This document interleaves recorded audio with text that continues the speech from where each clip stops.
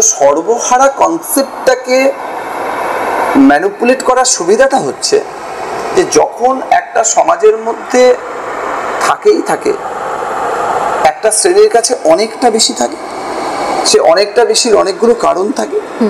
অত্যাচার যে তার মধ্যে কারণ নয় তা বলছি না, অত্যাচারও একটা কারণ। পেশি শক্তির দ্বারা কোনো কিছুকে সংগ্রহ করে নেওয়া সেটাও একটা কারণ, কিন্তু সেটাই একমাত্র কারণ না।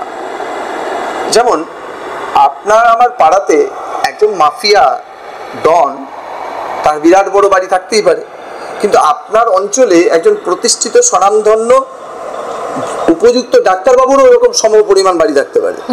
তাহলে কি আপনি ডাক্তারবাবু আর ওই ডনকে সমগোত্রে ফেলবেন? না, হতে পারে না।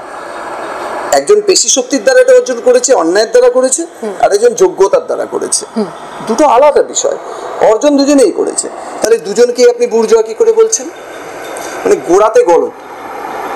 কিন্তু সমাজের সুবিধাটা হচ্ছে ওদের ক্ষেত্রে সমাজের এত ভাবার সময় নেই।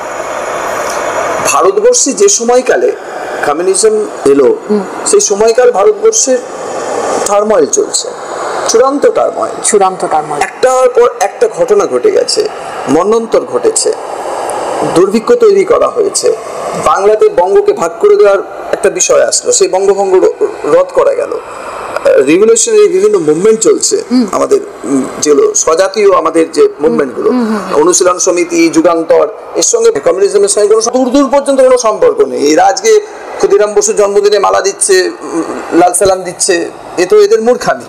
ক্ষুদিরাম বসু জীবৎকালে কখনো কমিউনিজমের সঙ্গে কোনো সম্পর্কই নেই। গীতা হাতে নিয়ে যে ছেলেটি ফাঁসিতে উঠছে, তাকে এরা কমিউনিস্ট বানিয়ে রেখে দিয়েছে আজকে। তো এটা এরা পারে, কিন্তু সম্পূর্ণ মিথ্যা।